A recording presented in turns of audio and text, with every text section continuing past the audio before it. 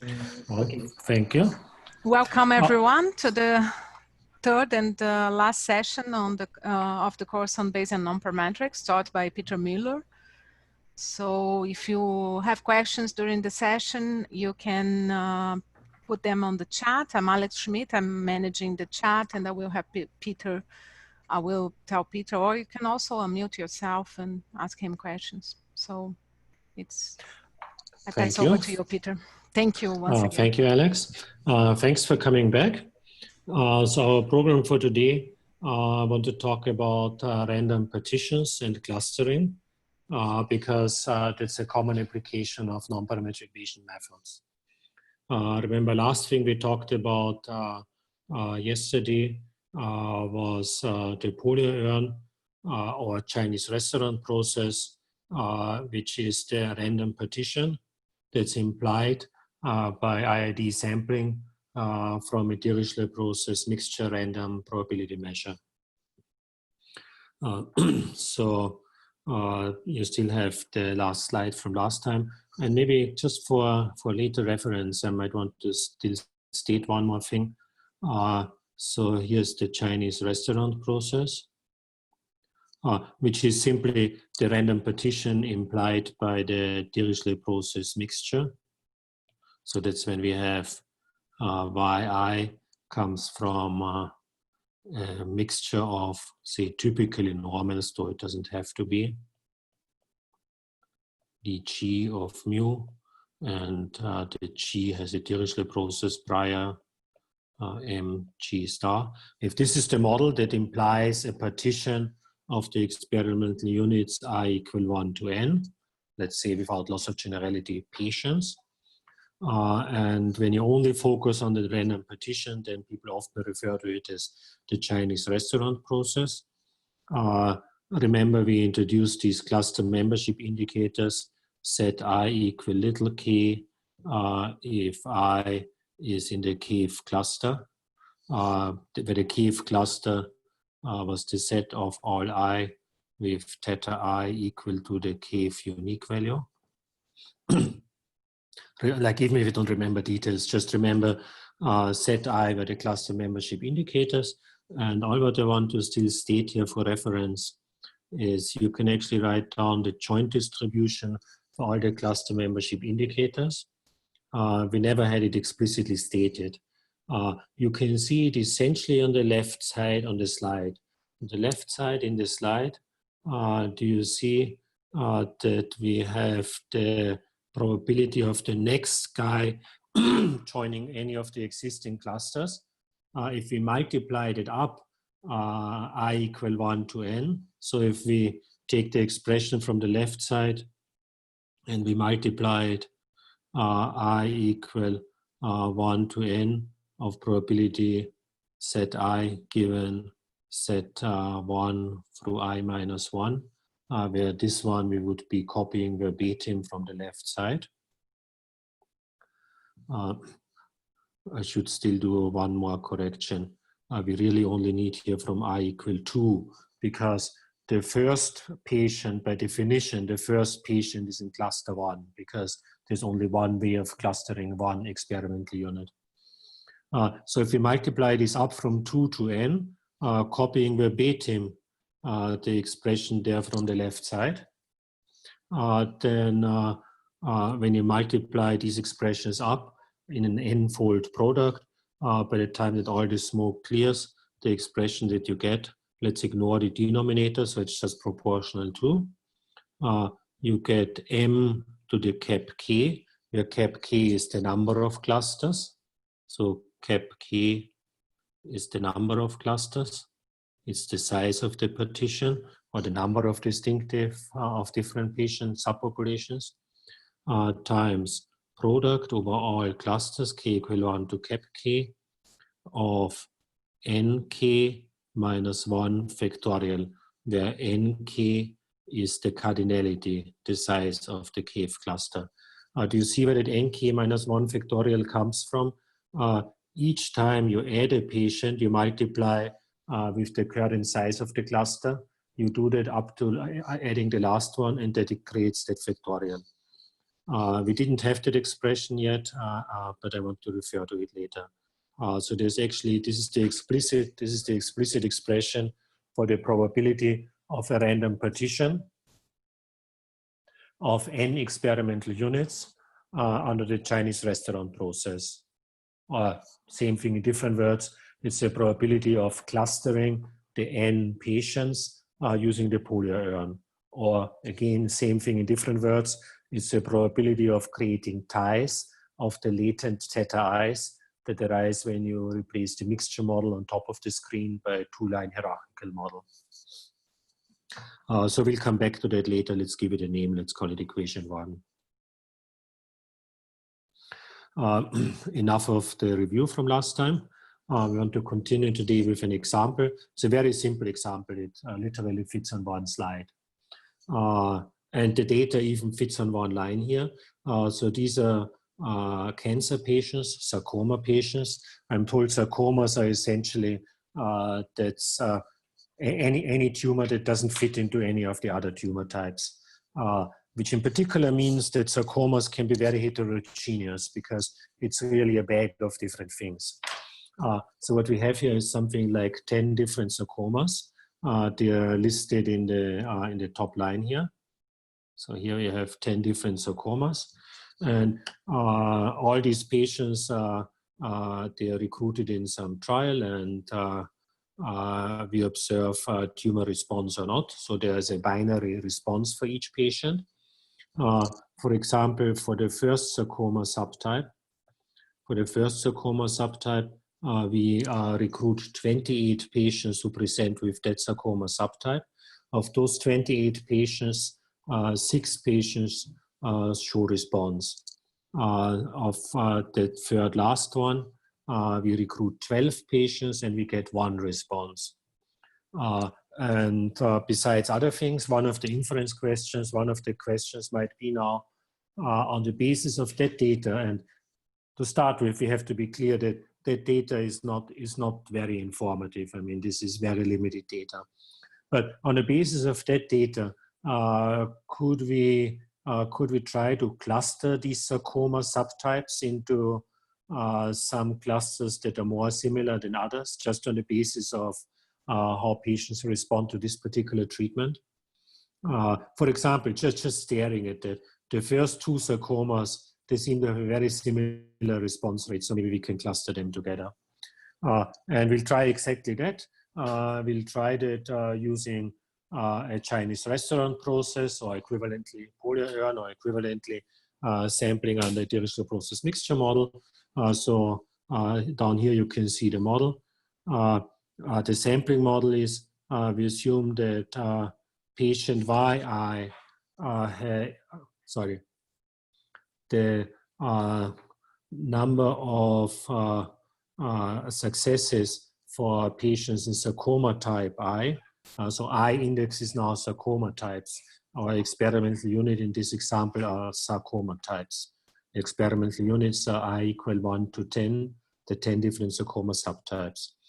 Yi for sarcoma subtype I is, we assume, binomial sampling with binomial sample size ni, that's the number of patients who we recruit in that subtype, with success probability. If that sarcoma subtype is in the G.E.P cluster, then there's a cluster-specific success probability, theta J star.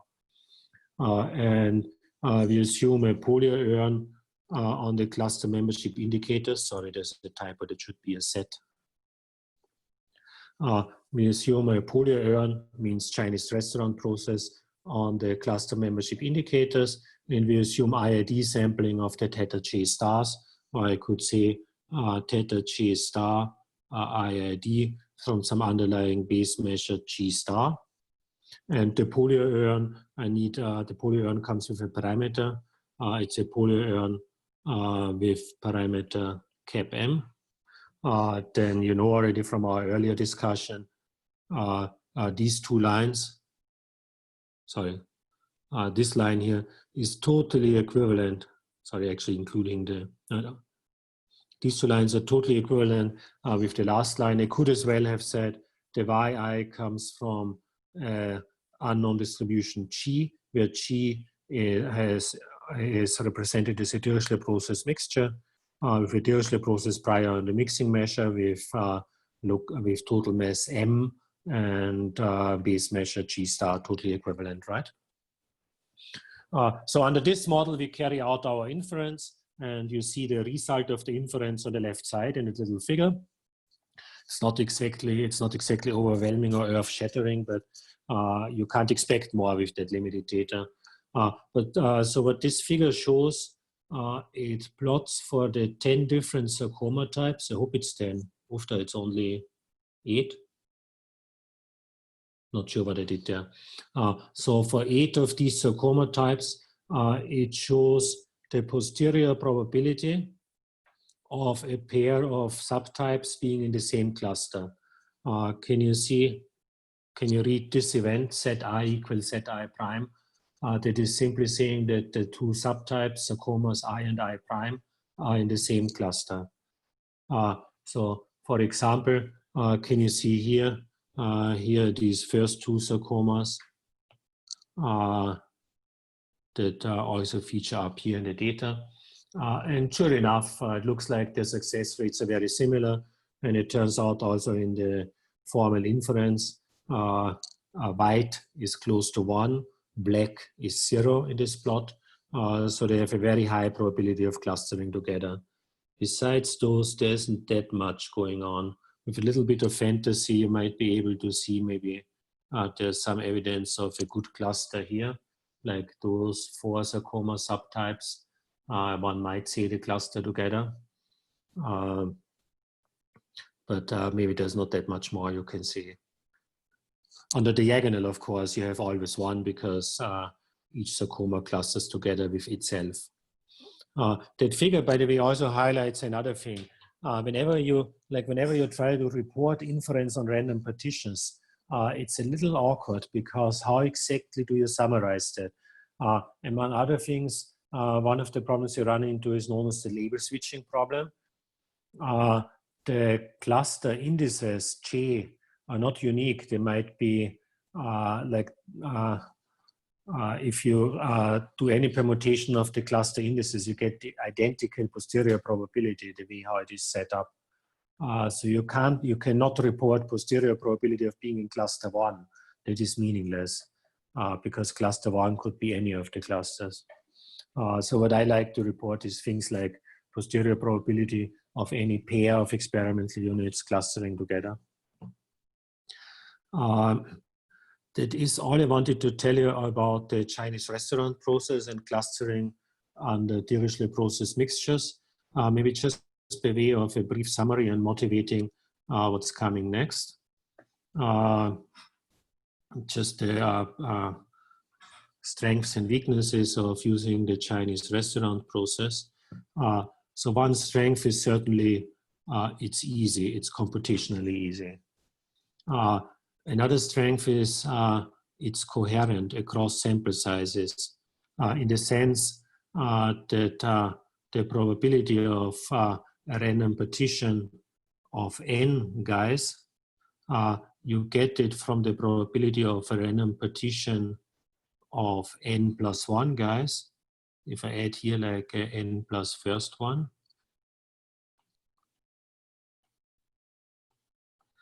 Simply by integrating out the cluster membership of the last one. Integrating in a discrete probability model simply means summing it out. So if you take the sum over all possible values of set n plus 1. Can you read it in plain English as the probability model on clustering n patients arises from clustering n plus 1 patients when we just ignore the n plus first patient. Or in other words, the probability model for samples, the probability model for n units is just the marginal of the probability model for n plus 1 units. It's not obvious that you always get it. For the Chinese restaurant process, you get it by construction. One of the major limitations is one thing we didn't yet talk about, but it tends to favor a few big clusters. So a few large clusters have all the units, and then often many small clusters, including even singletons, means clusters of only one patient. It's a little bit like income distributions. Yeah, the big clusters take everything, and then many poor small clusters. In many applications, that's not desirable because singletons might not be very useful for interpretation. Like, although every patient might think he or she is unique, it's not much use because you can't develop treatments for a single patient. So you might want larger clusters. You might want not just one massive cluster and few small ones, but you might want similar size clusters so that you can do something about it. Depends on the application. So those are some of the limitations, and we'll come back to that. And we could talk much more about it, but want to move on to other things. So one BMP model for random partitions, and it's probably by far the most popular one, is Dirichlet process mixture or Chinese restaurant process. Another one that's like moderately popular is product partition model. And maybe, so that's new model, different model, yeah?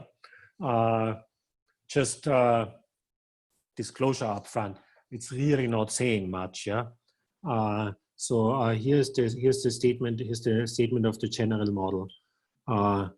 Rho n, I should have said what rho n is. Rho n here just is a notation for the cluster arrangement of n experimental units. So rho n is just a notation for example, we could also represent it by Z1 by Zn. Or there's also a one-to-one mapping with, I could just write down the clusters like S1 through S cap K. Then the family of clusters determines the random partition. So it's customary for in that literature, often you denote the partition by rho n, where the subindex indicates the number of experimental units.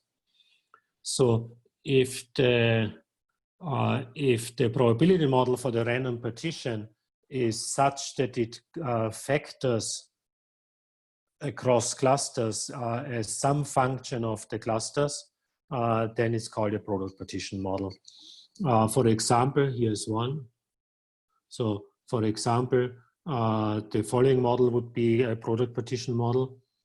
If we take the product of J equal 1 to cap K of M times size of the J cluster minus 1 factorial, then we could call this here our function of the J cluster.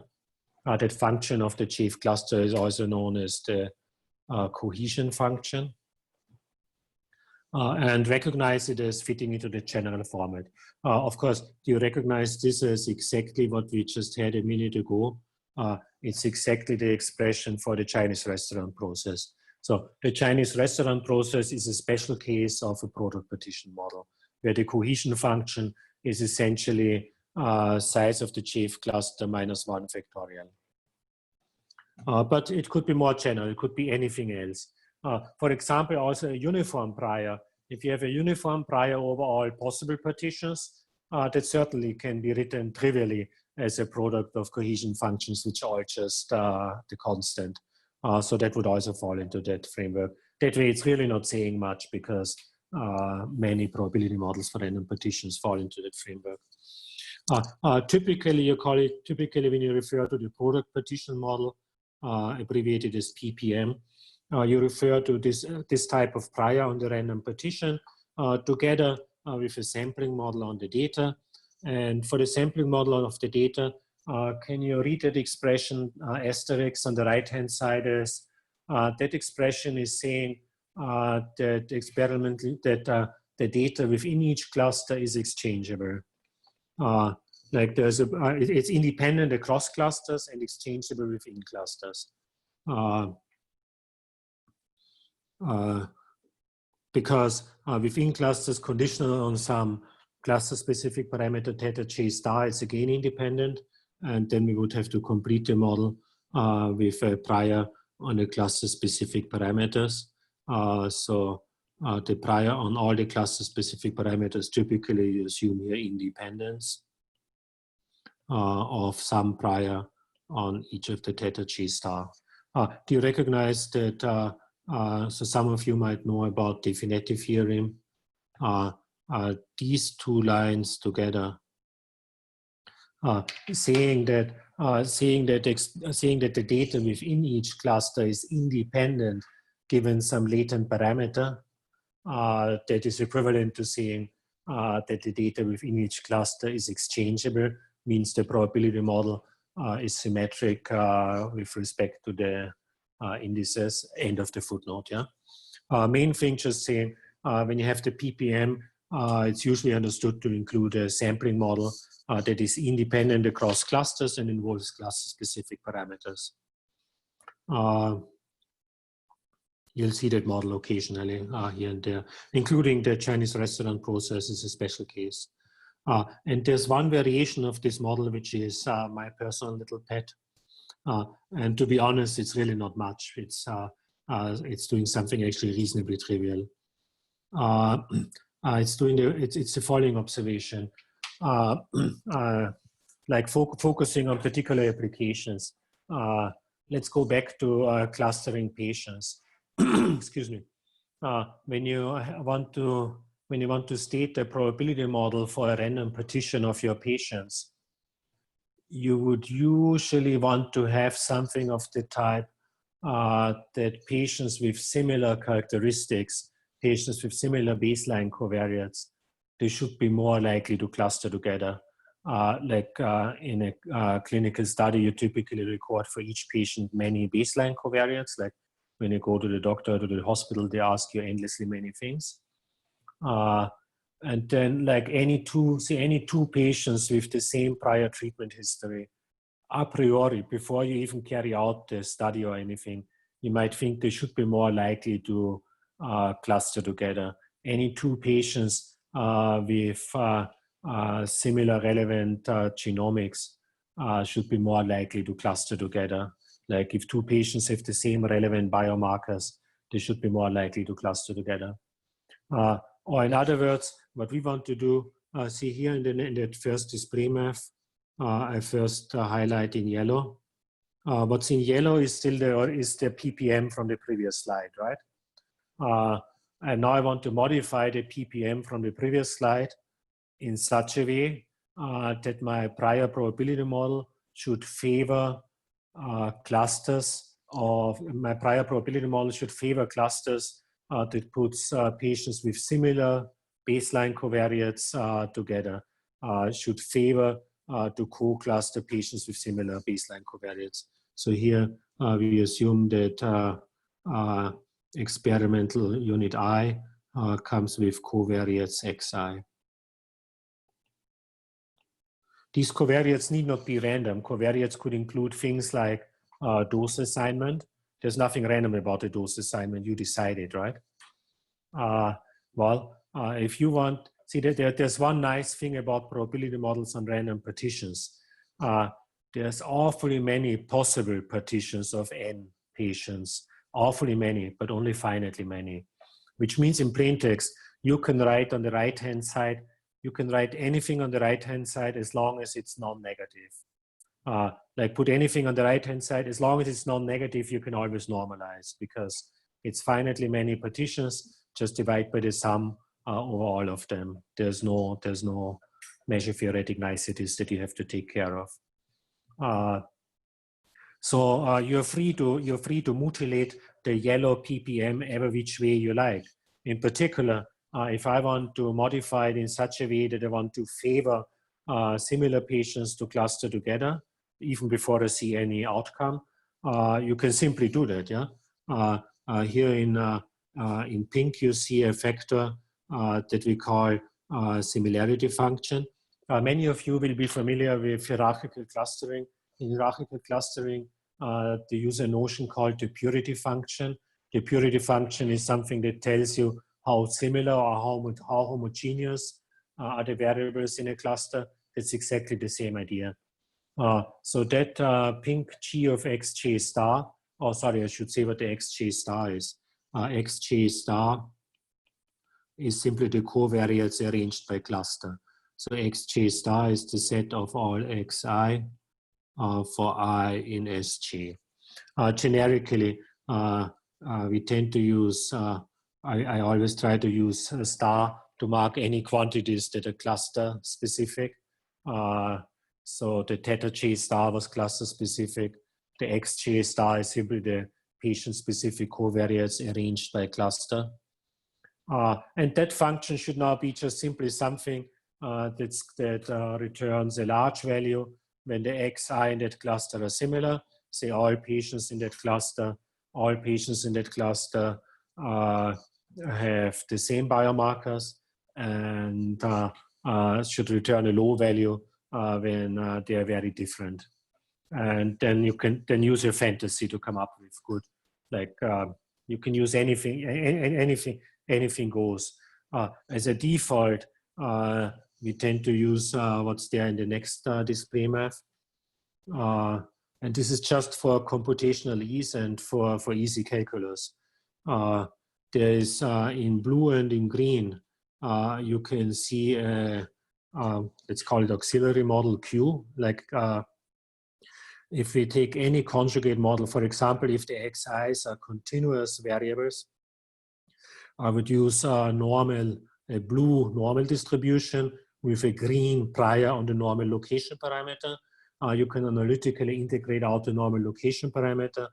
What you're left with is actually the marginal distribution of these normal values, and that's what I use as my similarity function. The marginal distribution has exactly the property that I want. If you have, so say if here are the xi, let's say these are the xi, let's assume they are bivariate. And then say they are spread out all over here, and say here are the xi in cluster Sj.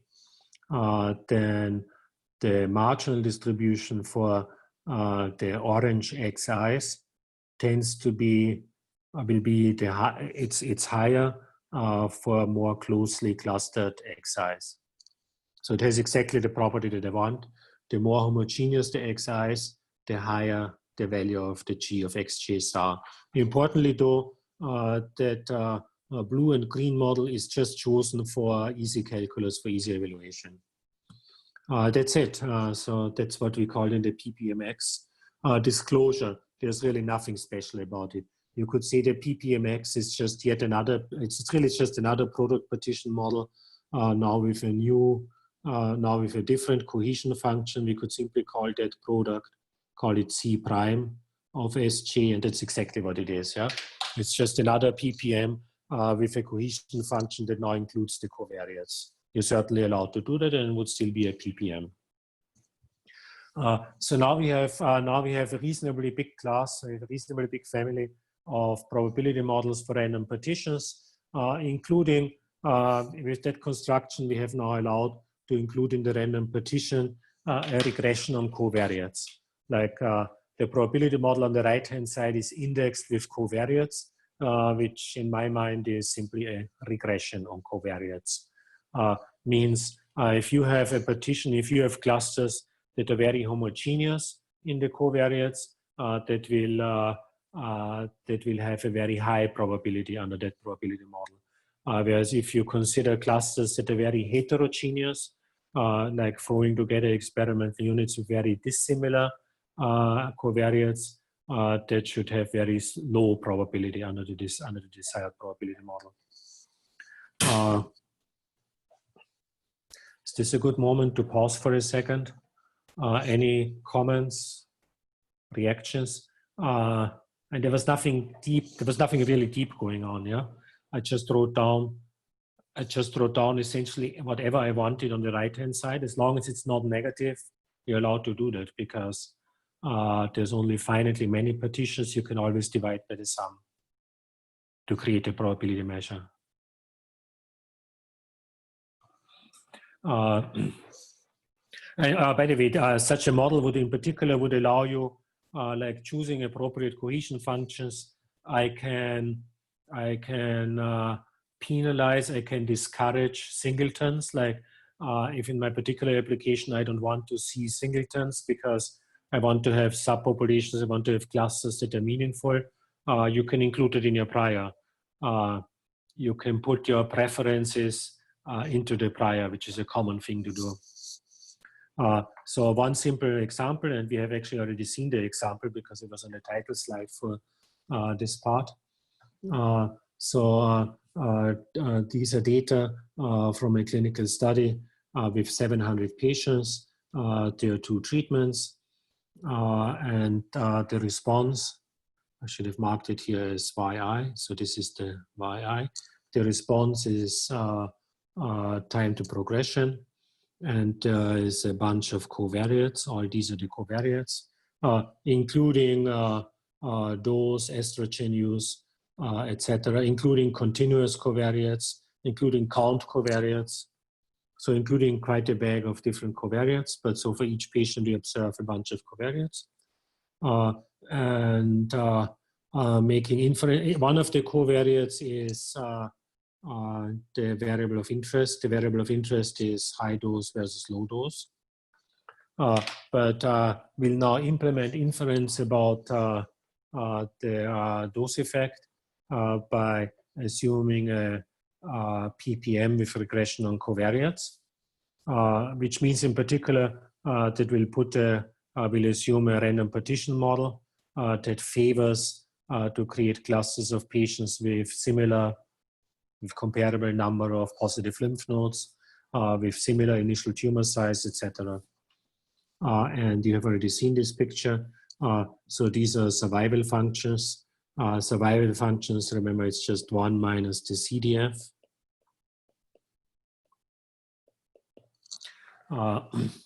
So it's just customary for survival data to show survival functions instead of CDF.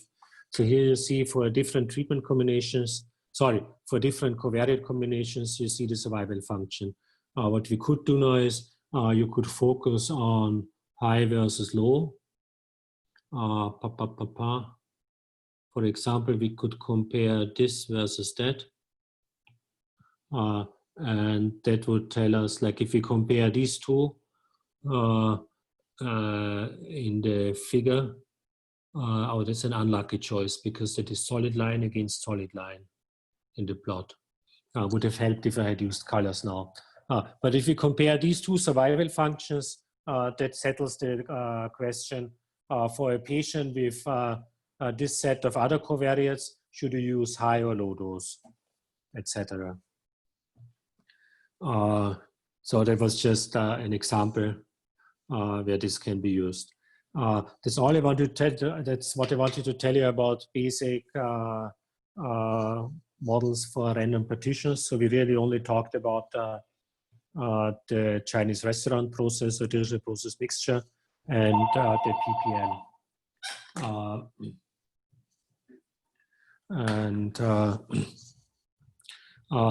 What's coming up next is some variations. First variation will be many times you have problems where there's a notion of nested clustering, like you're clustering one thing, and within each cluster of that one thing, you cluster another thing. Remember on the title slide for this part, we had we were clustering proteins, and for each protein subset, we were clustering patients. Now, with respect to that subset of proteins, that's exactly what's coming up here when we talk about nested clustering. And then another variation that I still want to talk about, let's see how we do in time, is there's something funny about the clustering. In many applications, at least in my corner of the world in biostat or bioinformatics, investigators want to interpret these clusters as meaningfully different subpopulations, as something biologically meaningful.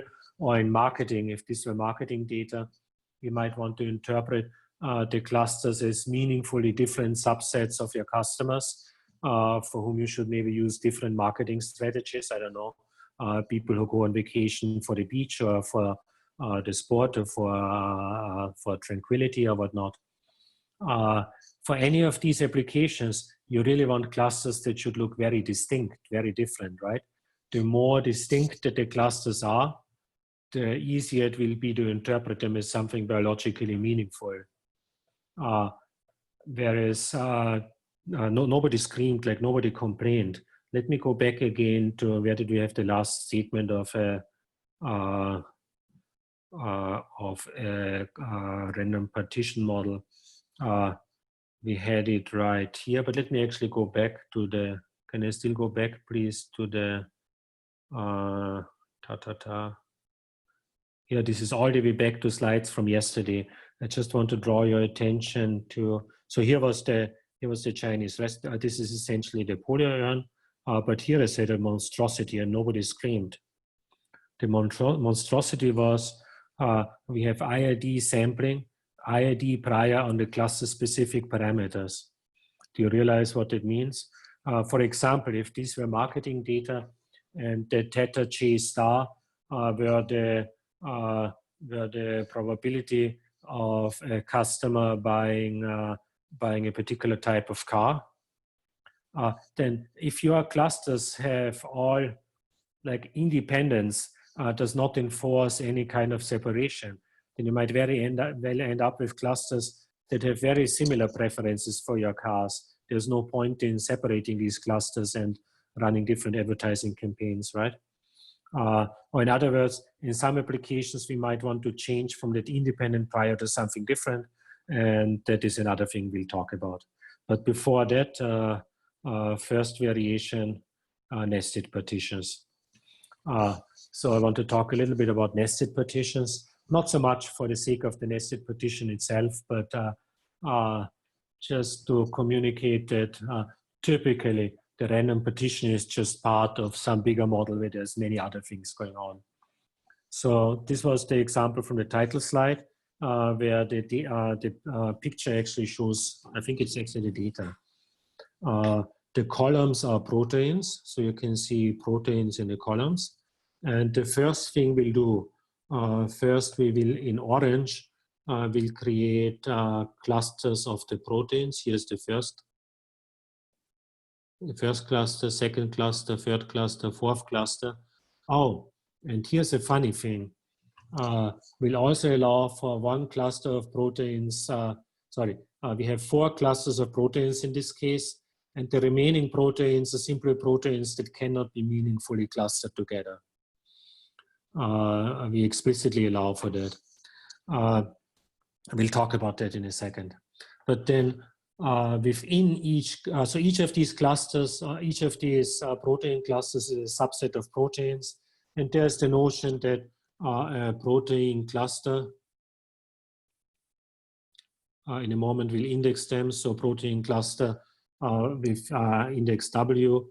There's this notion that this corresponds in some sense to a particular biologic function. So the hope is that these subsets of proteins are somehow meaningful. Yeah.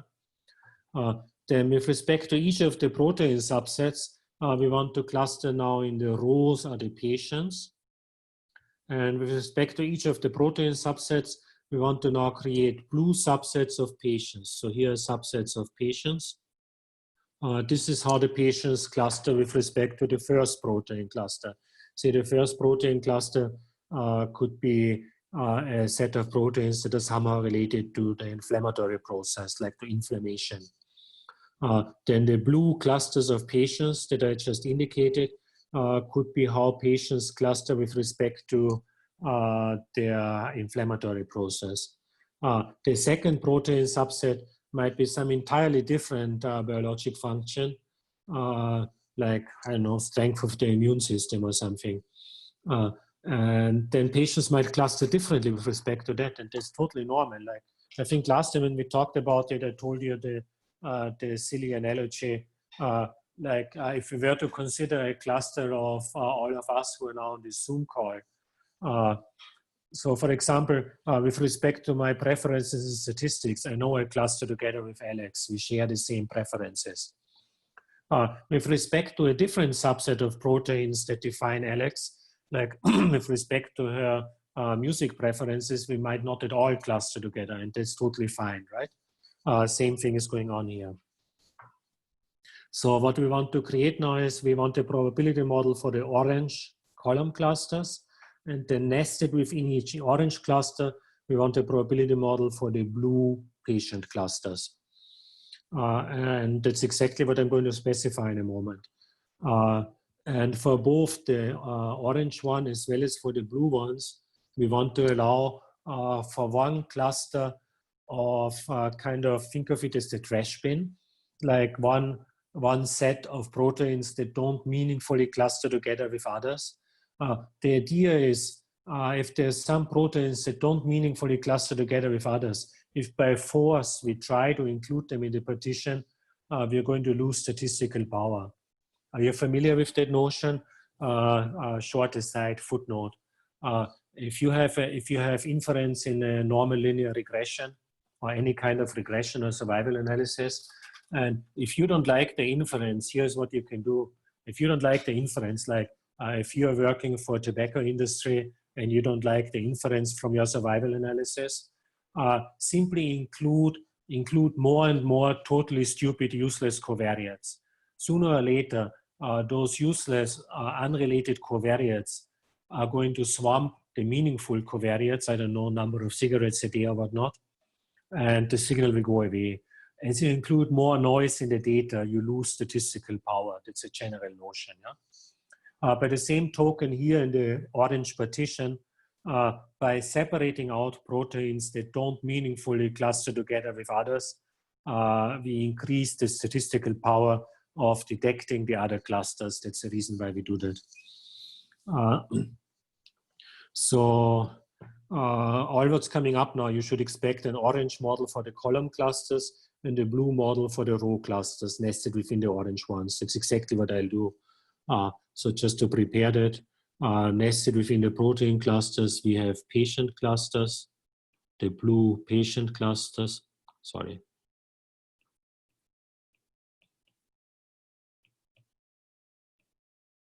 And I think I'll indicate them by a little c. And this will be, this was W sub G for the proteins.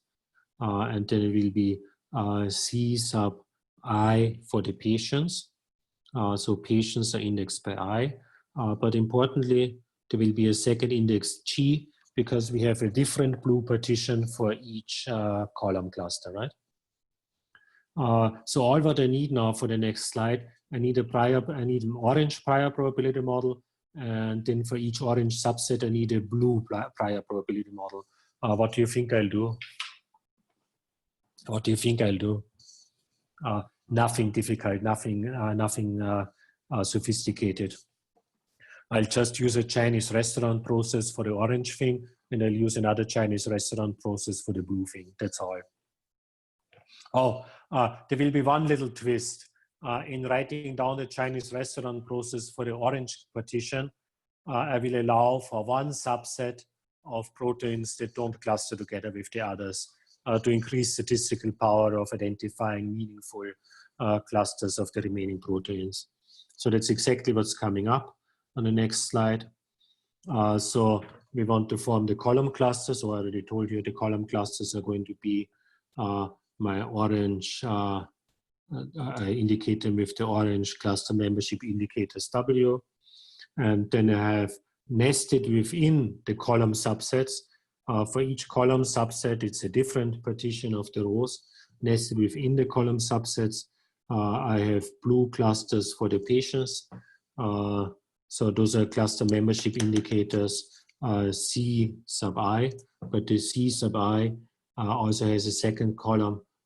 It's indexed by the protein clusters. Protein clusters here are indicated with G, so it's GI.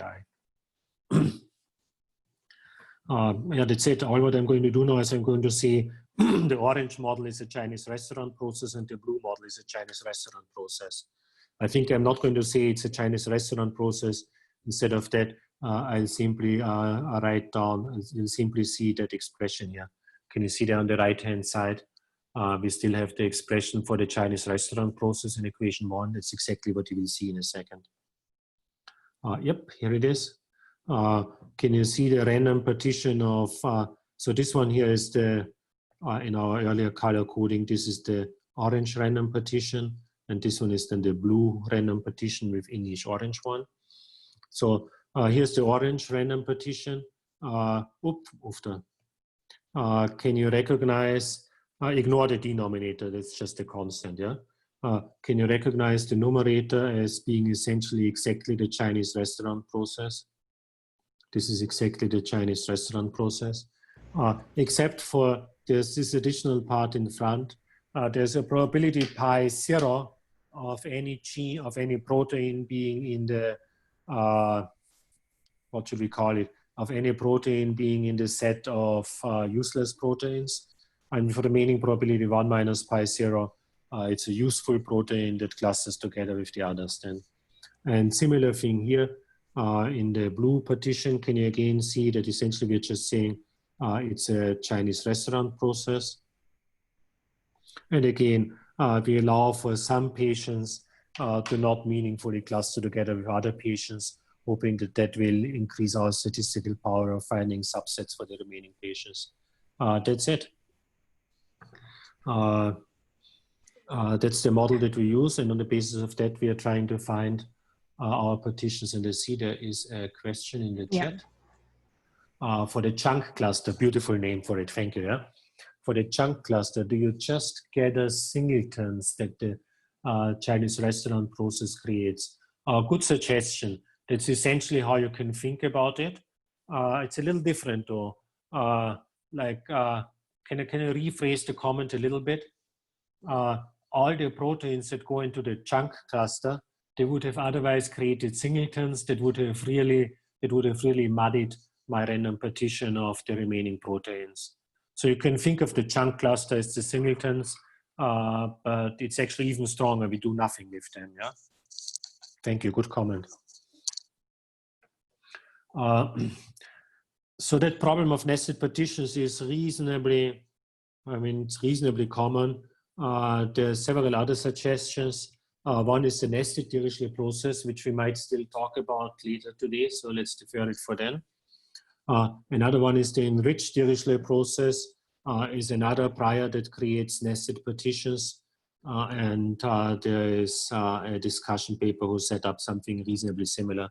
One caveat, without going into details, both the nested Dirichlet process as well as the enriched Dirichlet process, they set up a structure such that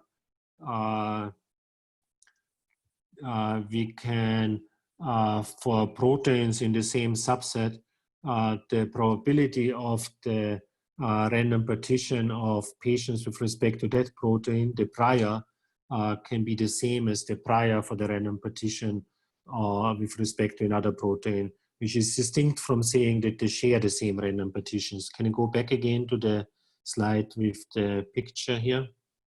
I should have pointed it out. The fact that all these proteins here are in the same cluster in the model, we'll use that to enforce that all these proteins share verbatim the same partition of patients. Means for all these guys, C sub G has to be identical to C sub G prime, where C sub G, I denote now the partition of patients, means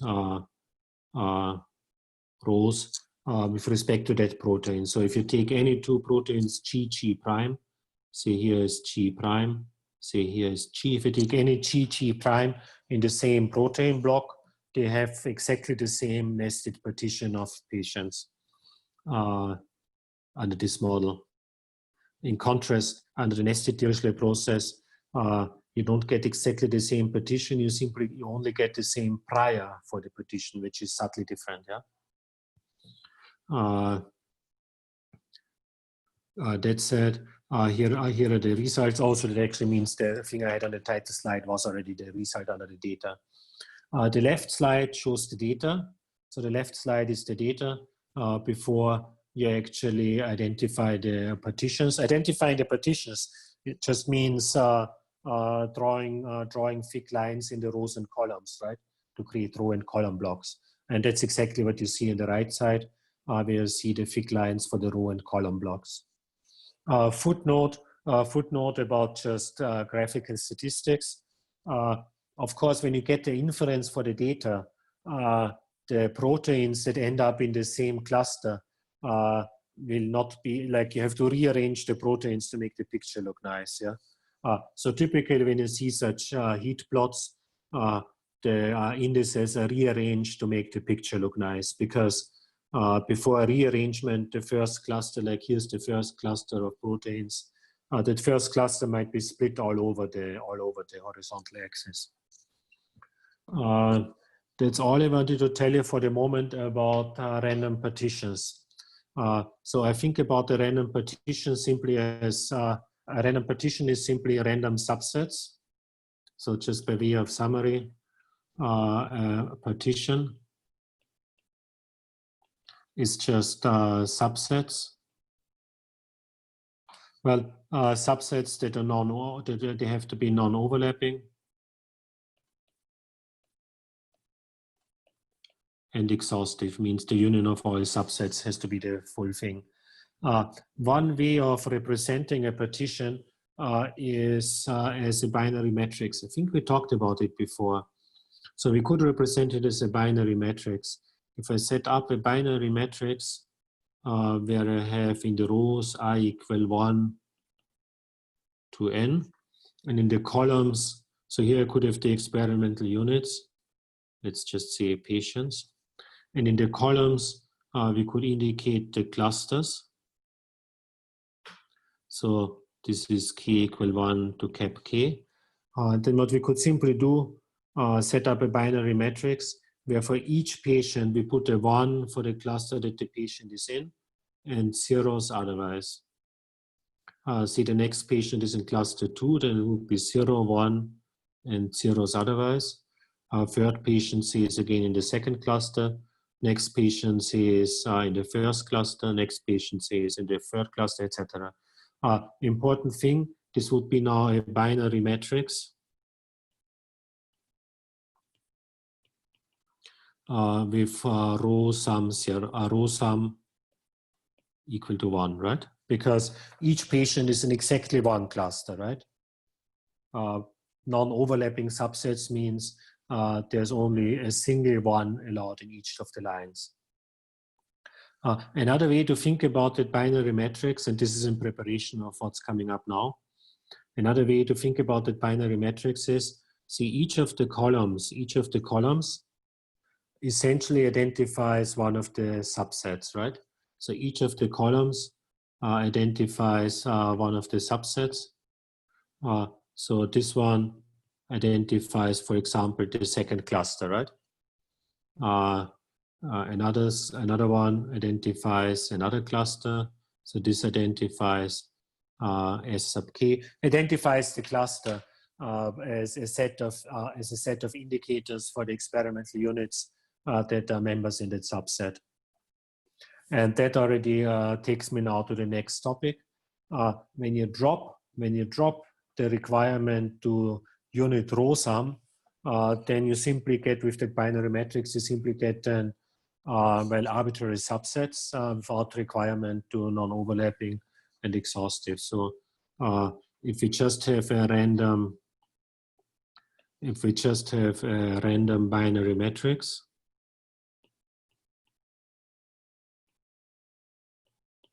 where the matrix is n by k, and that k might also be random because we don't know how many subsets there are. If we just have a random binary matrix with a random number of columns, that means we're just talking about random subsets.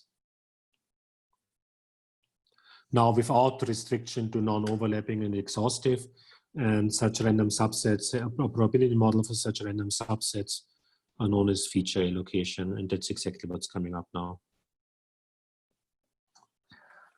So we are now talking about feature allocation, or if you want, you could also simply say we are talking about random binary matrices with an unknown number of columns. And just already to take away the punchline, the most popular model here is the Indian buffet process. So we'll talk about that briefly. Yeah?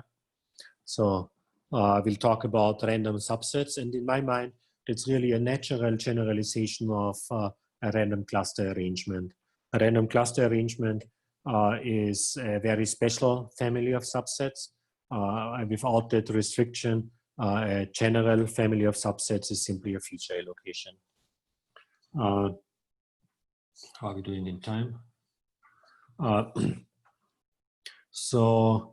had planned to start with an example. I'll actually almost only talk about the example because the model itself, I almost said it already, it's almost all that's to be said. We are going to use the Indian buffet process, and I'm going to specify it. So this example is about inference for tumor heterogeneity.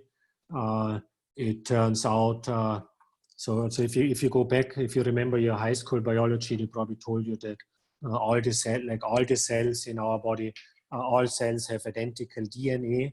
It's of course not entirely true, and it's absolutely not true in tumors. In a tumor, that's not at all true. There's actually quite distinct subpopulations. And here's a cartoon. You can see, like this is a tumor sample.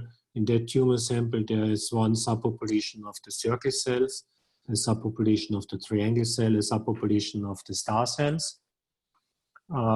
And another sample, another tumor sample, might be another patient, or might be another sample from the same patient from a different location. Another sample might have the same subpopulations, but in different proportions. So the first patient is mainly a triangle guy, and the second patient is mainly a star guy. Understanding the tumor heterogeneity, understanding how different tumors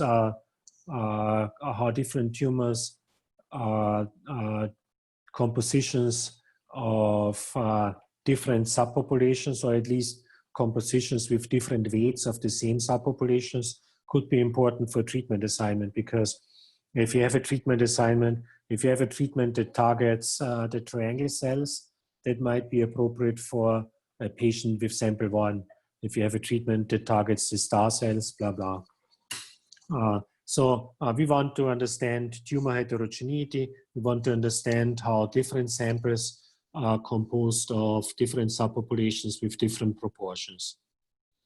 In the end, like we are setting that up as a statistical inference problem, we will use feature allocation. So we need a little bit of notation. The data. When I talk about the circle cells and the triangle cells, means those are cells with different DNA. Differences in DNA are simply mutations, right? Like some cells acquired a particular mutation, and that's how they might be different from the triangle cells. So these cells are different in terms of different mutations. You see it on the left side in the cartoon there. Here on the left side, it shows you how they might be different in terms of mutations. Like the triangle guys have a mutation here. The star guys. The triangle guys have mutations here and here.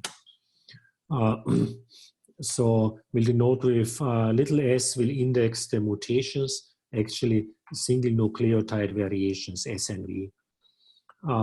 And the nature of the experiment is that in each sample, we record a certain number of reads. So that's our actual data, the cap n and the little n.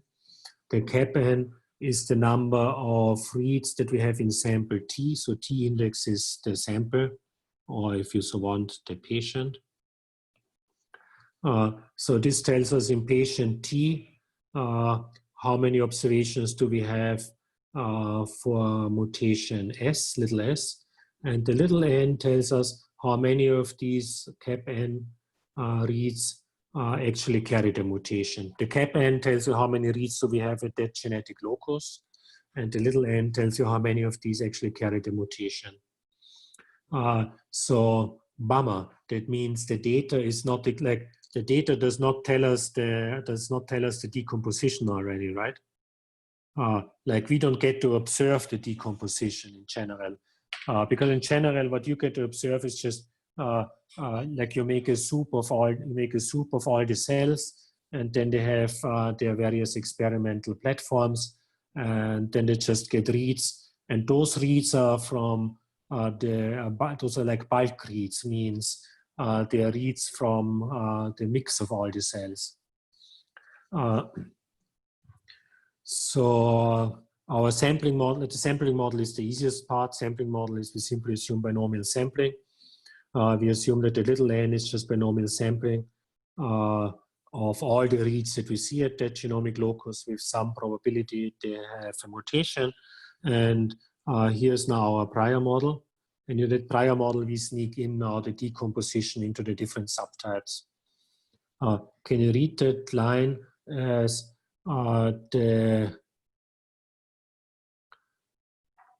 the probability of observing a mutation at that locus is, on the right-hand side, you see a decomposition of the cells into different subtypes. So this is decomposition into different subtypes, say circle, triangle, and star. For each subtype, there's a certain proportion. So this is the proportion. This would have been the W, T, C. And the set, that's now a binary matrix that tells us whether subtype little c carries a mutation on locus little s.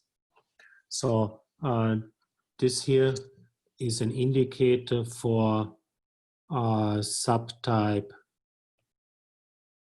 C has a mutation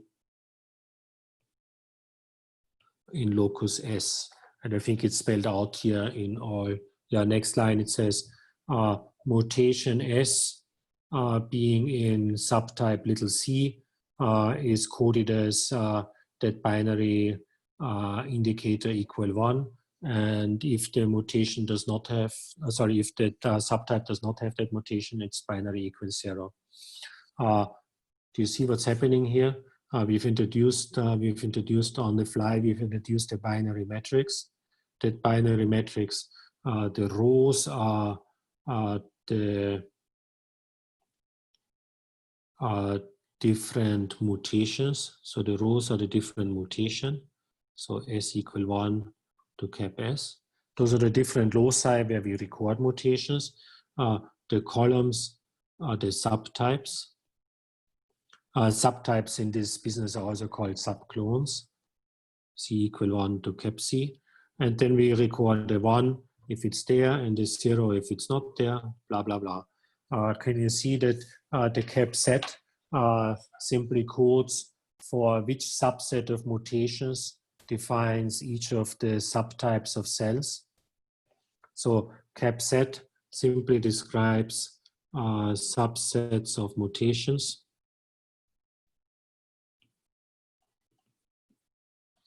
That define each of the subclones, each of the subtypes of cells. We are almost done because now we have reduced it to a problem of finding subsets of certain things. The things, the experimental units, in this case, are the mutations. That's a good moment to pause maybe. I don't want to dwell too much on the details of that example, but it's a good example because to model, like to write down a model for this data, we really have to represent the subsets of mutations that define the different subclones, and that's a beautiful feature allocation problem. I just wanted to abuse this example as an example to motivate probability models for random subsets, because each of these subtypes is a different each of the subtypes is a different subset of mutations. That's what it is. And we need a prior probability model on them, means we need a feature allocation model. It all boils down now to complete the model. We need a prior probability model on that binary matrix set. By the way, footnote, I swept many experimental details, I swept under the carpet. Like some of you like you probably know, we are diploid. So that means there's actually 2 copies of each. There's 2 copies on each locus. So there's many more complications going on. But ignoring all these, we have just reduced it to a binary matrix that characterizes each subclone as a subset of mutations. So we need a prior on this subset of mutations. Oh, we also need a prior on the weights. The prior on the weights is very simple. What's your favorite prior for weights that have to add up to 1? Those weights have to add up to 1 because each sample is decomposed into the different subtypes, but the proportions better have to add up to 1. Like up here, they better add up to 1, yes to do. What's your favorite prior probability model for weights that have to add up to 1? I usually use the Dirichlet distribution because it's easy. So we use a Dirichlet distribution for the W. And for the set, we need a feature allocation model, and that's where the IBP makes its appearance. The IBP is the Indian Buffet process.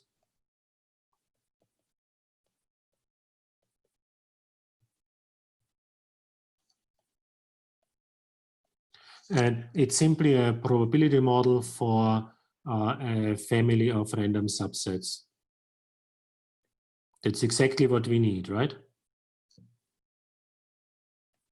Like we need random subsets of mutations. Our experimental units are mutations.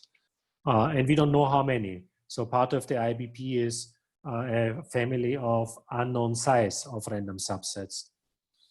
Alternatively, you could simply say it's a prior on a binary matrix. So it's just a random binary matrix.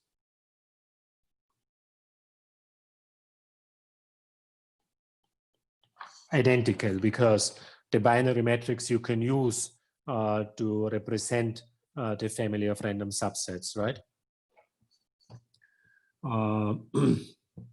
There's a very nice advertisement. There's a very nice review paper by Broderick, Pittman, and Jordan in Bayesian analysis. They have a very nice review paper of feature allocation models. So here's the Indian Buffet process. It's one of several possible definitions of the Indian Buffet process. That's the one that we actually used for our computation. We first start our definition for a fixed number cap C of possible subsets. So that cap C is the number of possible subsets.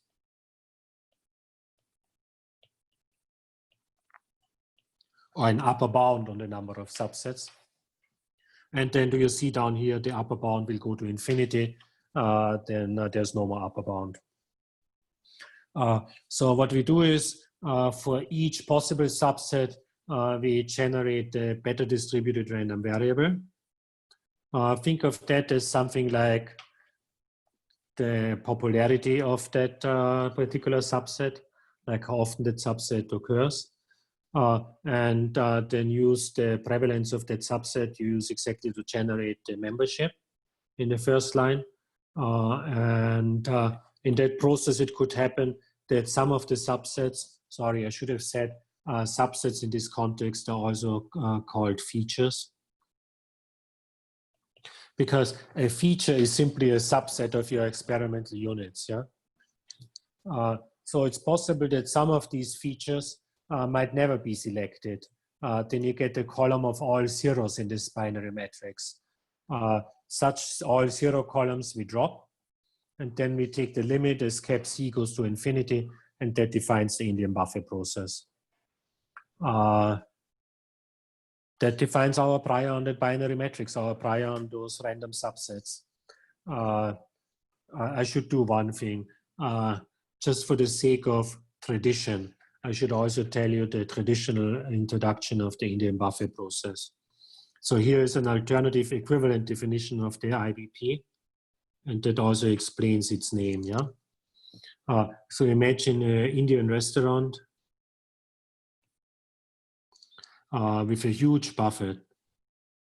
So with a huge lunch buffet. And customers enter the restaurant. So customers I equal 1, 2, down to n enter the restaurant, and they select dishes. Let's say dishes j equal 1, 2, and so on. Then here's one way to describe how people pick their dishes in this restaurant. Here are the customers, 1, 2, 3, and so on. The first customer walks in and selects a certain number of dishes. Those are the first 3 dishes that are selected.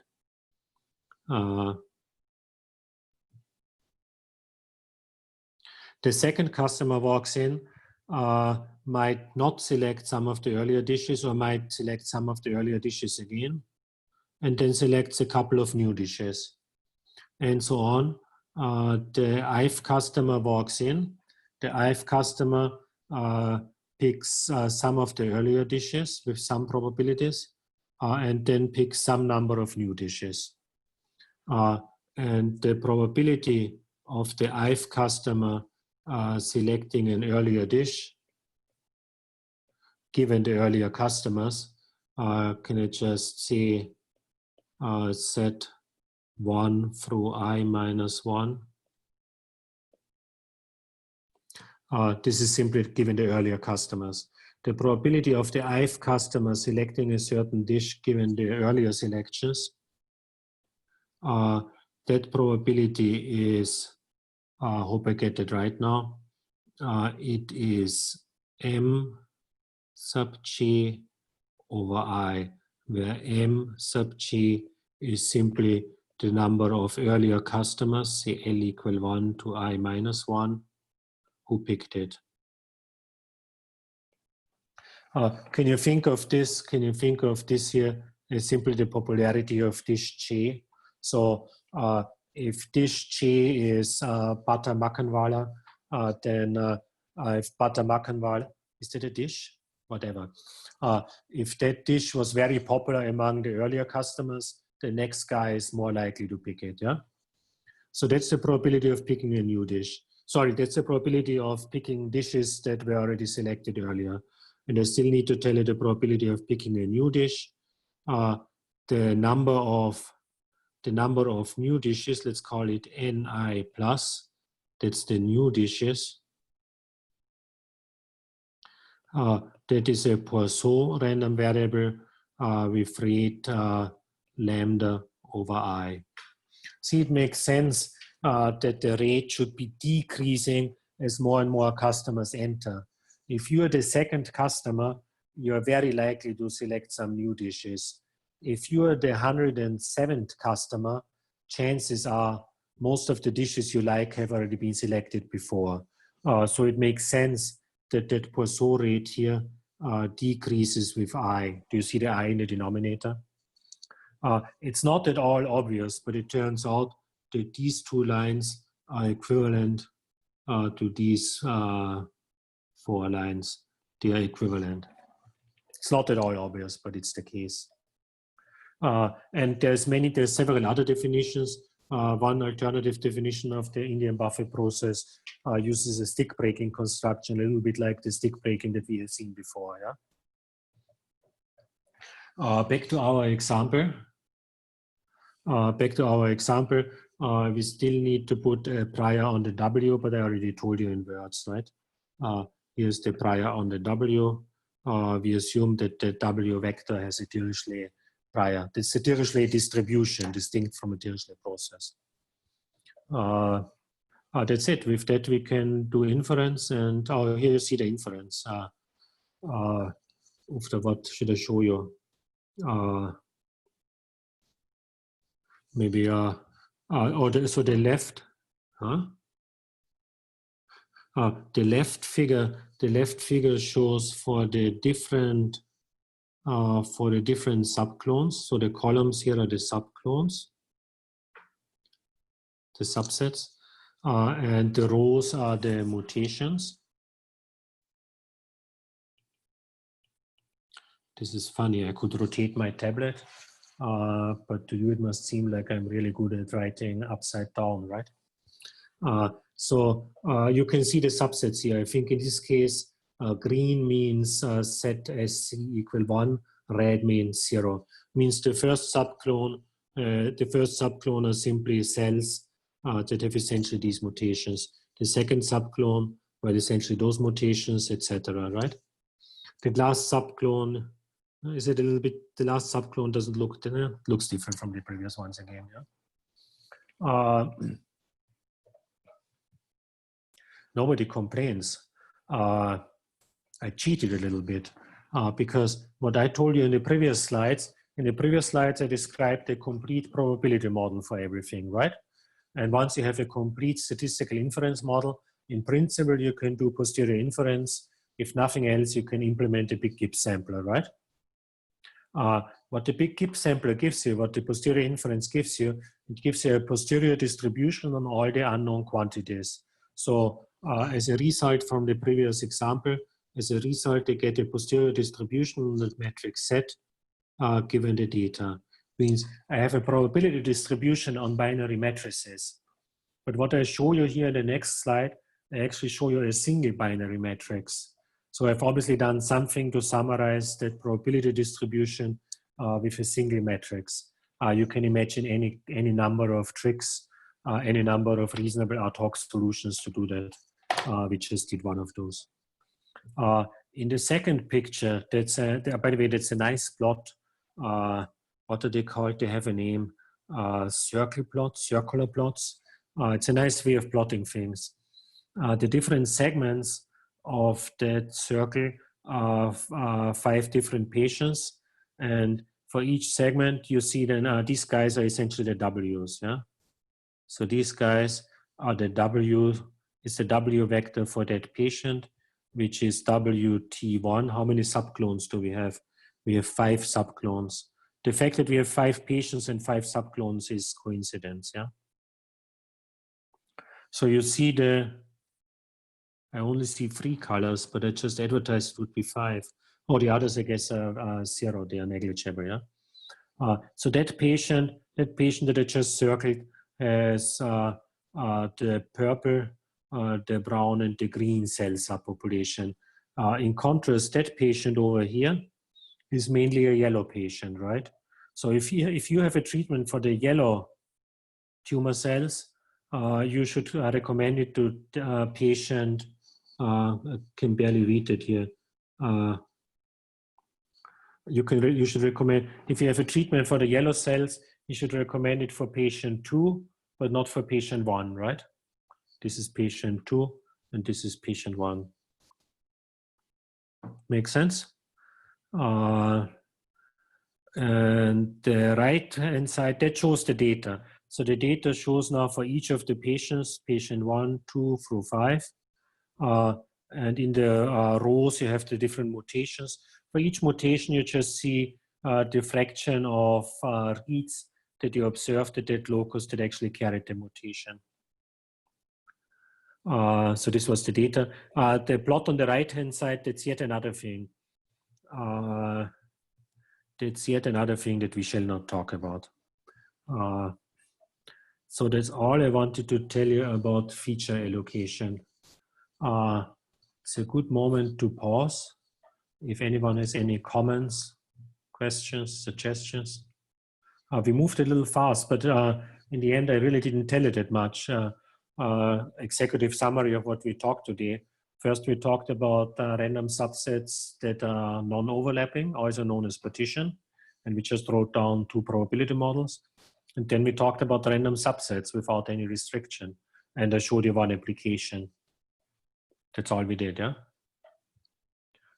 It's amazing how many real problems really involve random subsets. And you should probably use such models more than what I see them used. Now there's 2 more things I wanted to talk about today. One is diverse latent structure. Remember a while ago, I made some comments actually in preparation for this. Maybe we can even go back here. See this, can we go back to the, can we just stare again at the estimated subclones? The left figure shows the estimated subsets. Subsets of mutations and a subset of mutation.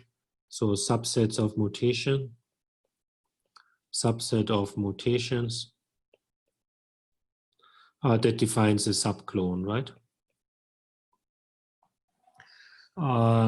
When we make inference for these 5 different, there's really 5 subsets that are being shown, right?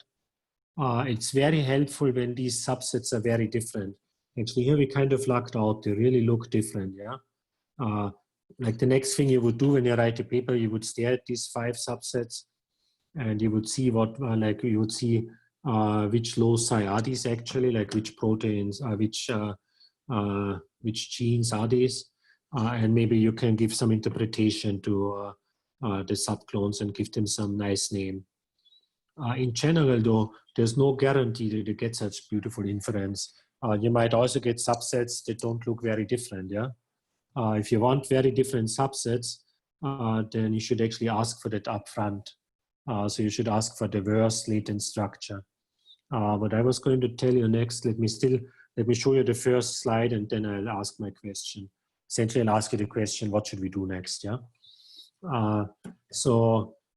Remember again, we used mixture models. We used actually Dirichlet process mixtures to induce prior probability models on random partitions. We are back here to a mixture. In this case, it's even just a finite mixture. For a Dirichlet process mixture, it would be an infinite mixture. And each term in the mixture has like a term-specific parameter. So it's a mixture of normals with normal location parameters mu k. When you have a mixture of normals like this is a beautiful mixture of normals because almost no matter what's the application, I can beautifully see like 3 very distinct subsets and you're likely to be able to interpret them. This was a beautiful one. Here's a not beautiful one. How about in blue, one that we do not want? This is also a mixture of normals. Can you see that mixture of normals might be a mixture of 2 normals? You can barely tell the difference of the 2 terms, right? So sometimes if we deliberately want to set up a prior probability model to favor the red kind of mixture with very distinct terms in the mixture, then probably we should use a prior on the mu k's that is kind of repulsive, like you don't want mu k's that look similar. So in many cases, when you want to interpret the terms of a mixture, you might want to have a prior on the terms of the mixture that is repulsive. A prior on the mixture that is very closely related to a prior on a partition, because you can immediately replace the mixture. See this line here, you can immediately replace it equivalently by this 2-liner by introducing the blue latent variables and give you which latent indicators for latent for linking the data yi with one of the terms in the mixture. And if you interpret them as cluster membership, then you have a probability model on a random partition, right? So for a mixture model, we might want to have a repulsive prior that favors diverse cluster-specific parameters. Similar thing for a feature allocation problem. Remember again the previous example where we had the binary matrix with columns set k. So if these set k, if this is the kth column of a binary matrix set, so here is set 1, set k. If these are the columns of a binary matrix set, then that means we might want to have a feature allocation with very diverse subsets set k so that we can interpret them. Means we might want to have a repulsive prior on the subsets. And again, something similar, and again, something that can be done. One possible thing to continue now in our discussion, I can introduce such a thing. Actually, you can already see it now at the bottom of the slide. The determinantal point process, G.E.P, which is distinct from the DDP, is one way of achieving that. So the DPP is one way of doing these two things. And I could talk you through that briefly. It wouldn't take terribly long. What's the time? We have something like half an hour. So I think we could easily do that. And the other alternative is to talk about hierarchical priors, including the hierarchical Dirichlet process and the nested Dirichlet process. I don't think we can do both completely. We can probably do one and start the other. Any preferences? How about, can we use there's a, is there something like a vote thing in the, you can say yes or no, right? Yes. You can. They can say yes or no. How do you find it? You go to participants or? Yeah, they go to, please go to participants. On the bottom line, you will see options for clicking on yes, no. And so please give them the option, Peter, please. So please click yes for diverse priors and no for hierarchical priors. So yes is for DPP, no is for NDP and HDP. And if you don't care, just don't click. Do we see any preferences? I can't see them. Something is wrong. Do one no for the moment. Yeah. One no, two no's. Three no's. 3 no's. So that sounds like the so sad. So you don't want to see the DPP. Yeah, no, it's fair exactly. enough, yeah? That's why I asked. But only 4 replied, but anyway. No, good enough. People are shy. No, might be ambivalent, right? Can I still show you one picture? That's actually essentially all that's to be said, yeah? On the left side, like the black circles, that would be like independent prior for cluster locations. You get clusters all over the place. The red one is a DPP, which is like a self-avoiding repulsive prior. It's actually reasonably popular for like machine learning or computer science folks to use that thing. But we shall switch now to slides. So if you download the slides, it would now be part 4. I think the version that I put online doesn't have the picture on the cover slide. That's fine, right? So we'll talk about hierarchical priors. And actually that title slide, the picture on the title slide, it's already the executive summary, yeah? So this is a picture that tells essentially the whole story that I'm going to tell in the next 20 or so minutes. Here all 3 of them, in all 3 of them, we are talking about not only one random probability measure, but multiple random probability measures. So here it is G1, G2, G3. Here it is also G1, G2, G3. For the third one, for reasons we still talk about, we actually only talk about 2, G1 and G2. But so all 3 of them are different ways of putting hierarchical priors on multiple random probability measures. In the first one, the thing is, let's just focus in on that, zoom in on that. In the first one, what we do is we start out with some, like in the hierarchical model, we have some underlying G0. The G0 puts some atoms, say the blue atom, the orange atom, and the purple atom.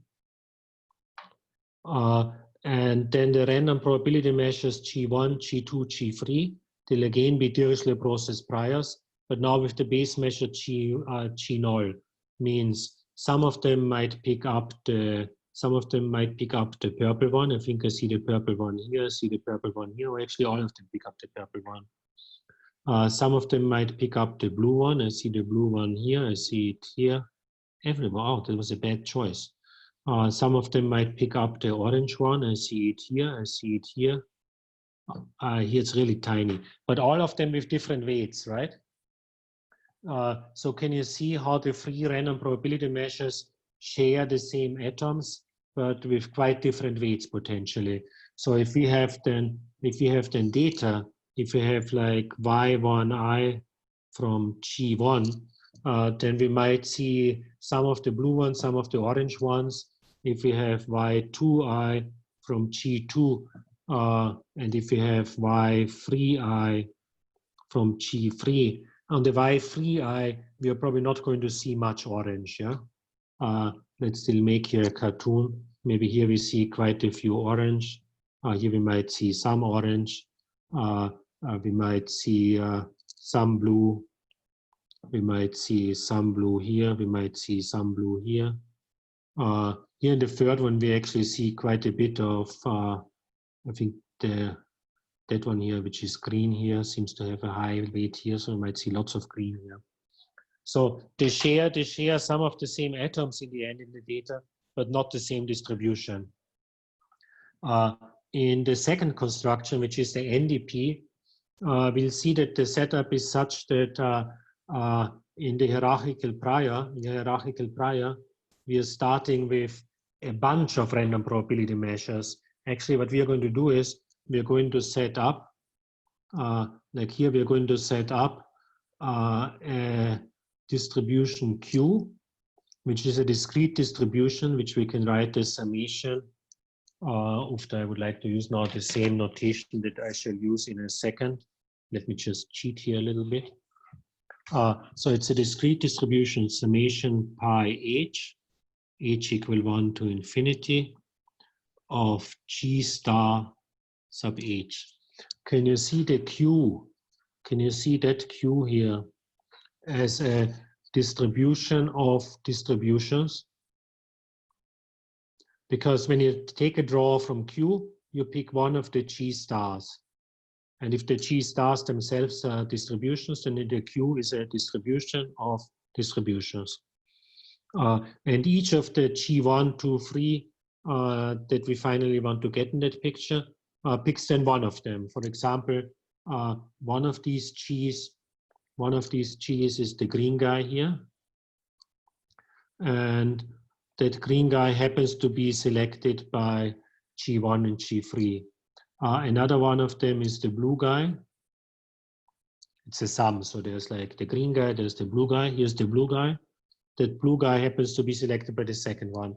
So what we have here is we get a partition, actually we get a partition of random distributions. Some of the random distributions are identical, like G1 and 3 are both green. Some are different, G2 is different. So we get a partition of random distributions. Then the actual data under G1 can only come from the G1 atoms. The data under G2 can only come from the G2 atoms. So I could now make, if you wanted to do the same thing, I could now make all the blue things blue atoms, all the green ones green atoms. Then if we have data from G1, we can only see green. If we have data from G2, we can only see blue, etc. Right? And then the last one, which is called the latent non-parametric process. Latent non-parametric or latent nested process? I'm getting insecure now.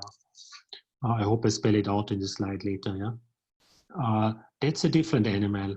What we do now is, again, we generate some random measures here. So these are random measures.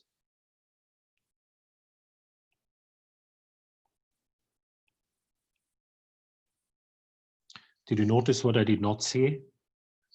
I did not say probability measures. They're actually not necessarily normalized. So they're just random measures, not necessarily probability measures. And what we do then is the G1 and the G2, they're just pieced together, like we are taking some of these random measures, piece it together and normalize it. That creates the G1 and the G2. And that way they can share, like, for example, the G1 has like the two orange guys. But there's some part that they might share. There's these black guys. We actually see them in both of them. There's some shared part and some, let's call it idiosyncratic part, like these two Oh, I think it's green actually. These two green guys only show up there.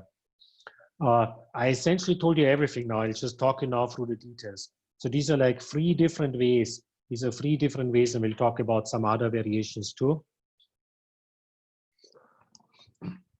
3 different ways of defining hierarchical priors for families of random probability measures with slightly different implications. So our outline is very simple. We just talk now about hierarchical priors. Yeah. First one we're starting with the HTP, the hierarchical Dirichlet process. That was the one on the left side of the title slide. Yeah. So that goes back to a paper by E.Y.T. and others in 2006. It's a prior probability model for a set of random probability measures. I should say RPM is a reasonably common abbreviation for a random probability measure. Means a distribution that itself is a random element, means a random distribution. And what we are going to do now is we're going to define a hierarchical prior on G1, 2, 3. And it's very simple. We use a Dirichlet process prior on the G1 through G.E.P. So there's a Dirichlet process prior on G1 through Gj. And the base measure of the Dirichlet process prior is G0, on which in turn, again, we put a Dirichlet process prior. Do I repeat the picture? Yeah, here's the picture again. This is where we're repeating the same picture from the title slide. Yeah. So the G sub 1 is from a Dirichlet process with total mass M, and the important thing is base measure G0, and that's how it links here. And same way here, Dirichlet process with base measure G0, that's how we link there. So the G0 is the common hyperparameter. Yeah. So the Gj are simply Dirichlet process. The Gjs are Dirichlet process random measures with a common base measure G0, and the G0 itself is a Dirichlet process random measure.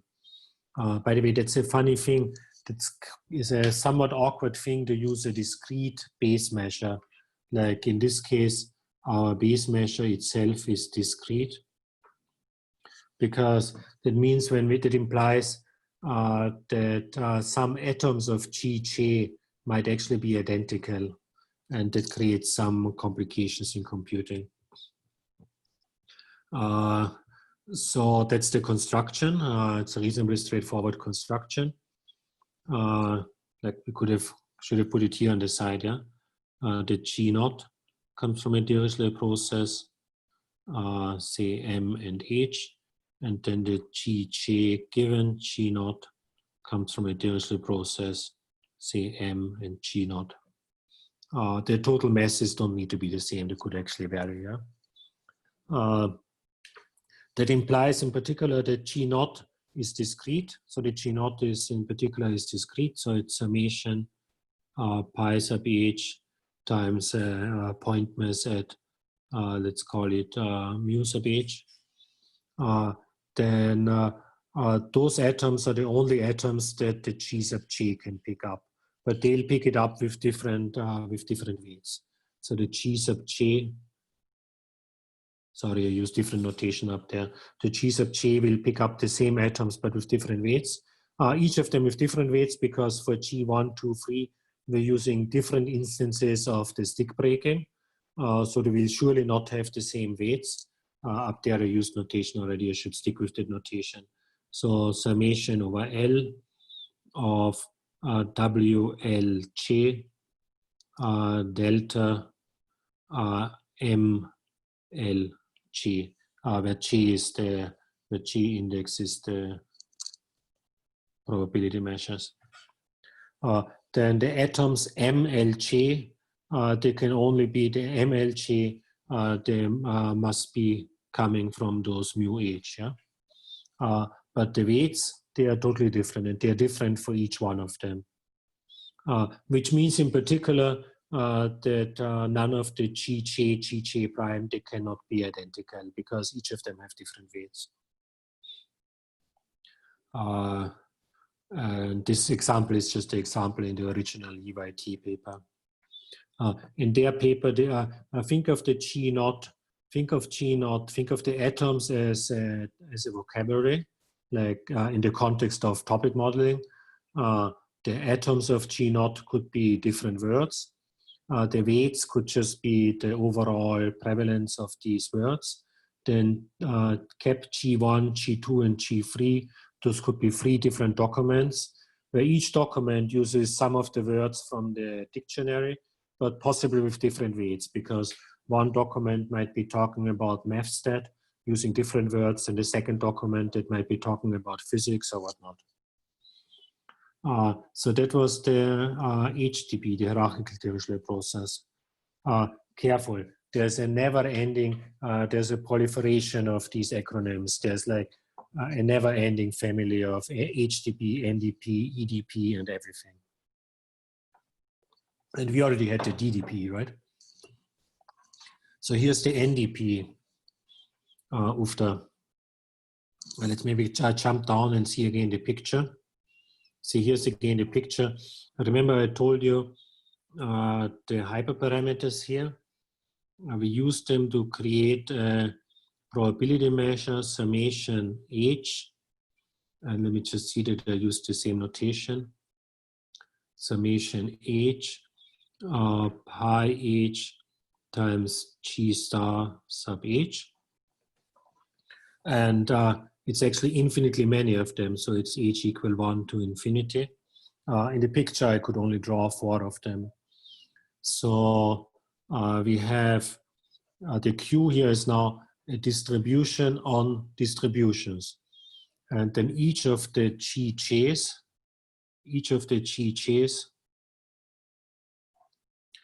just picks one of them. I should have mentioned the reference. It's a 2008 JASA paper. So the first constructed measure Q, here's the Q. The distribution Q, which is a distribution on distributions. And then each of the G_Js draws from one of these, each of the G_Js draws one of these atoms of the Q. So each of the G_Js is identical to one of the GH stars. If the weights pi H here, if these weights are generated by stick breaking,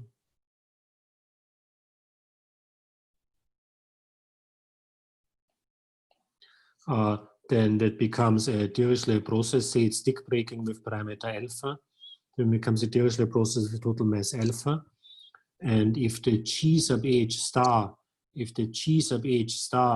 are generated from a Dirichlet process beta H, then what we have in the end, the Q becomes a Dirichlet process with a base measure, which itself is a Dirichlet process. The base measure being a Dirichlet process is distinct from saying the base measure is a realization from a Dirichlet process, right? Means the base measure, the blue base measure, generates random distributions.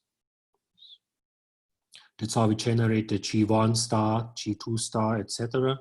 And then the actual G sub J just selects one of those. The G sub J given Q is then just a sample from Q, which means the G sub J is equal GH star with probability, with probability pi sub H.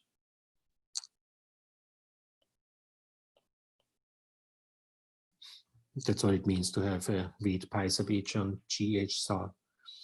That in particular implies it's possible that two of the G's might actually pick the same GH star. So it's possible that Gj is equal to Gj prime. But if they are not equal, then they don't share anything in common, because if they are not equal, then they have been linked to two different GH and GH prime star, and then they have nothing in common. So either all atoms match or no atoms match, and that's perhaps a bit radical, but that's the implication of the NDP. Their motivating example was data on hospital care. So you have for each, so J index is now states. So J index is states, Texas, Oklahoma, etc. I hospitals, those are the observations. And for each hospital, you observe some quality of care thing. And then the Yij I draw from G sub J. So you might have here, let's get our whiteboard again. So you might have here Texas, here Oklahoma, and see here you have Quebec. How do you abbreviate Quebec? Huh? Or QB? QC, sorry, I was muted. QC. QC. Thank you. Just for my education, nothing else. Then there is a distribution of quality of care for Texas hospitals. See, it looks something like this. Like maybe the bulk of hospitals are just community hospitals somewhere out there. Oklahoma. I hope there's nobody among the participants now from Oklahoma. Oklahoma is just a part of Texas, no? And probably looks just the same, yeah. Quebec though might look totally different, yeah. Quebec might have like only few small community hospitals with low quality of care, and maybe many high quality medical centers might look totally different. So that would be a situation for the NDP, like where G sub Texas happens to be actually tied with G sub Oklahoma, but G sub Quebec is totally different. What it does not allow, this model, it does not allow for states to share some common clusters, because it might just be that this cluster here might just be community hospitals, small underfunded community hospitals. We might find them in Texas, Oklahoma, and also in Quebec. But we don't get it under the nested Dirichlet process. Actually, this one here will be a totally different theta G star. So that's the NDP. Once people notice that you can publish in JASA, you can publish papers on distributions of distributions, and the HDP was also, I think it was in NIPS proceedings, so a prominent place. All hell broke loose and people started to write more and more of these. Myself included, guilty too, yeah, as charged. So there's many more, but maybe just to summarize this, the way how you would typically use them, you would probably use them by having an additional, you would probably usually use an additional convolution with some continuous kernel, right? So for example, we might not use sample from the G sub J itself, but we would probably use a mixture of normals with respect to the G sub J. And we can then, as always, we can replace the, like that's my usual spiel. This one is totally identical to the hierarchical model with a two-liner, where we have normal sampling conditional on the mu Ji being from G sub J. Then you can summarize the contrast between HDP and NDP. The HDP allows for ties of the mu Ji. It allows for ties of the mu Ji, and these ties could be across states. Yeah, so there could be community hospitals in Texas as well as in Quebec with the same parameters. The NDP does essentially not allow that. Yeah, the NDP does essentially not allow it. I say essentially because it does allow it in one extreme case. If the Texas distribution is identical to the Quebec distribution, then again it allows it. But across clusters of distributions, it does not allow shared clusters of experimental units. Those are the two probably most popular versions of hierarchical models. The basic idea of putting these random probability measures into hierarchical priors, I mean, that is bigger than that. There have been all kinds of variations. Here's a simple one that I liked. We have, sorry, the notation is different. Let's maybe start down here with, we have the unknown distributions. Earlier we called them G1, G2 through G3. And we put now a different hierarchical prior on these unknown distributions. Think of the unknown distributions as patient populations and say the instances might be different studies. Then we assume that all these studies might have some common patient population. Say if one study was carried out in Texas and the other one was carried out in Quebec. Texas and Quebec have some common patient population. Probably most of the population is in common between Texas and Quebec. But then there are some idiosyncratic subpopulations. Like in Quebec, you might get some First Nation patients that we don't see in Texas. In Texas, we might get like Vietnamese subpopulations that you might not see in Quebec, etc. So this really decomposes the distributed populations in the different studies into one subpopulation that's in common to all and some that are specific. And then for each of the F, we use a Dirichlet process mixture as before. Very simple and totally doable. And there was a little example. Let's skip through that. I want to still get to the last one, or two more. How are we doing in time?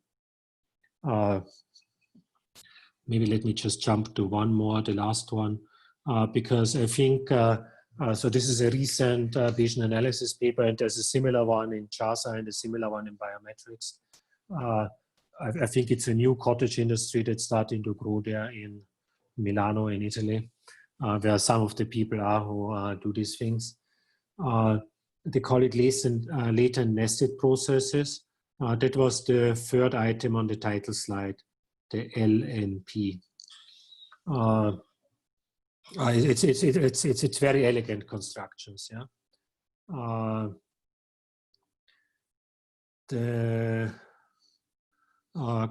Maybe it's easiest to show you the construction in a picture. Let's see.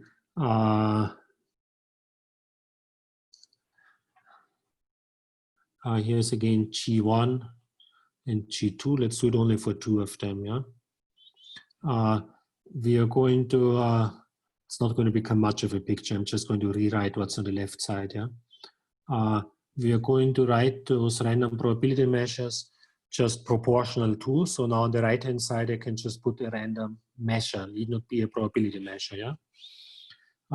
So as random measures, I can write this one as mu null, and that mu null, the two of them might share.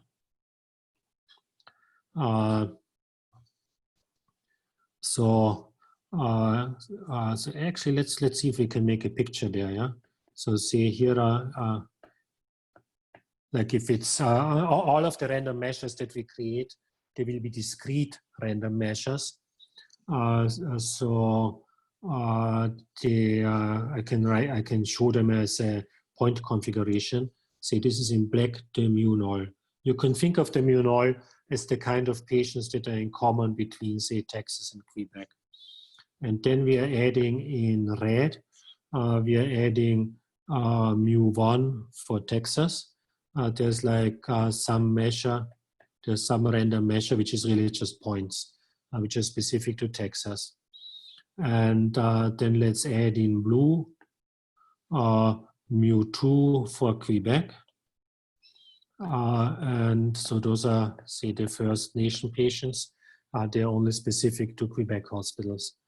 Yeah, that's it. The elegant thing how we have achieved this now, and it's really already almost it. Yeah, the elegant twist how we did that was we did everything on the unnormalized measures, mu1, mu2, mu0.